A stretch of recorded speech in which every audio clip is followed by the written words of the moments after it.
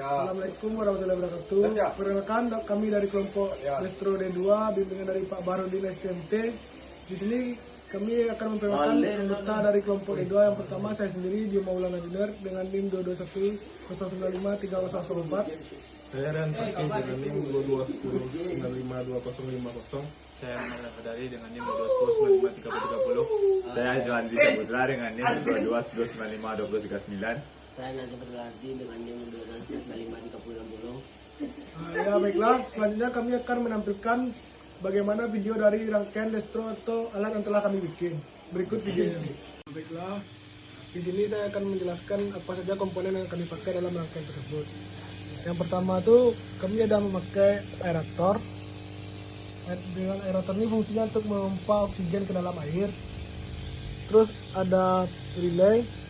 Relay ini fungsinya untuk memutus dan menghubungkan arus ke ESP.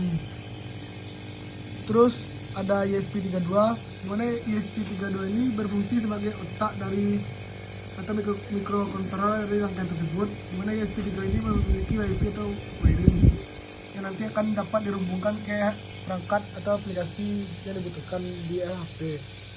Terus kami ada 3 sensor. Yang pertama itu ada sensor turbidity itu kekeruhan yang dapat dilihat di sini. Sensor turbidity dapat mengukur kekeruhan dari air pada akuarium. Selain itu ada sensor suhu. Untuk sensor suhu ini berfungsi untuk mengukur suhu di dalam air. Terus yang ketiga itu ada sensor pH. Untuk sensor pH sendiri dapat berfungsi yaitu untuk mengukur pH yang terdapat pada kadar air. Selanjutnya itu ada LED. LED ini berfungsi untuk menampilkan status aerator, suhu air, kadar pH, terus kekeruhan, dan terakhir itu ada suhu pada air.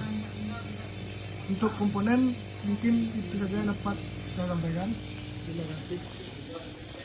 Selanjutnya saya Johan Zika Putra akan menjelaskan cara merangkai alat yang telah kami buat. Yang pertama itu ada sensor pH, yang mana sensor pH ini memiliki modul dan terhubung ada beberapa pin yaitu VCC, ground, dan panel. Yang mana untuk panel ini terhubung ke VP atau inputan analog, sedangkan untuk ground terhubung pada ground ESP32 dan VCC terhubung pada arus 5 ampere pada ESP32.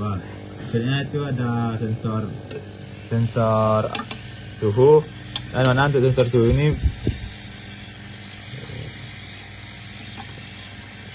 langsung terhubung ke ESP32 juga, memiliki 3 inputan K3V3, ground, dan juga pin D4 pada ESP32. Selanjutnya dari ESP32 ini kita hubungkan ke laptop melalui kabel charging Type-C untuk konfigurasi codingan nantinya. Selanjutnya, baiklah, perkenalkan nama saya Nazif Berganti. Saya akan memberikan konfigurasi dari rangkaian yang sudah dijelaskan oleh teman saya tadi. Selanjutnya, kita menggunakan sensor kekeruhan air, yang mana sensor ini terhubung dengan ESP32-nya dengan menggunakan 3 pin, yang mana yang pin biru ini berfungsi sebagai VCC, kemudian pin biru yang terhubung dengan pin di D35 berfungsi sebagai inputan dari sensor ke ESP32, dan satu lagi pin warna Tosca ini terhubung dengan ground. Kemudian kita menggunakan aerator. Aerator ini terhubung langsung dengan sumber listrik. Kemudian dari aerator ini dimasukkan ke dalam akuarium. Di mana pada aerator ini kita menggunakan sebuah relay yang mana dari sumber listrik masuk ke relay dilanjutkan ke aerator, yang mana relay ini juga dikendalikan oleh SP32 menggunakan tiga buah pin, yang mana ada pin PCC, ground, dan juga innya yang berwarna abu-abu ini terhubung dengan pin pada ESP32 yaitu pin D26. Relay ini kita set dalam keadaan normal on.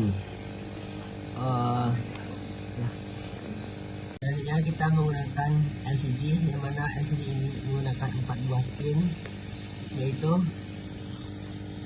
pin ground yang berwarna hijau terhubung dengan ground ESP, kemudian pin VCC yang berwarna orange terhubung dengan oranye, kemudian serial datanya yang warna kuning, dan terakhir serial poknya yang warna biru. Untuk serial datanya terhubung dengan pin D22, kemudian yang serial clocknya terhubung dengan pin D21.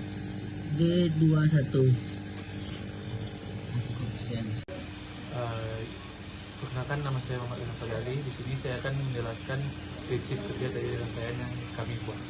Pertama, kita akan menggunakan ketiga buah sensor, yaitu sensor pH-nya, suhunya, dan keruhannya, dan outputnya itu ada di aeratornya. Jadi indikator dari hidup atau tidaknya aerator itu pertama bisa dilihat dari suhu yang kita dapatkan, itu kan sebesar yang ditampilkan di itu sebesar 27,5 derajat Celcius, di mana itu ideal. Dan pH air yang didapatkan itu 14 pH, dan kekeruhannya itu sebesar 829 mTU, di mana untuk faktor. Jadi ketika ada salah satu indikator yang melebihi batas dari air itu bersih atau tidaknya, maka aerator akan hidup seperti yang ada di sini. Dikarenakan terdapat salah satu faktor yang dimana itu lebih batas dan dapat diartikan air tersebut tidak jernih. Saya Rehan Fatih, 22 10 95 20 50. Jadi berdasarkan rangkaian yang telah dibuat dan analisa yang telah dibuat, maka ketiga sensor dapat menghasilkan output yang dapat menggerakkan aerator secara efektif. Dari analisa yang telah dilakukan, menggunakan tiga sensor ini dibandingkan dengan menggunakan sensor dissolved oksigen langsung, maka didapatkan efektivitas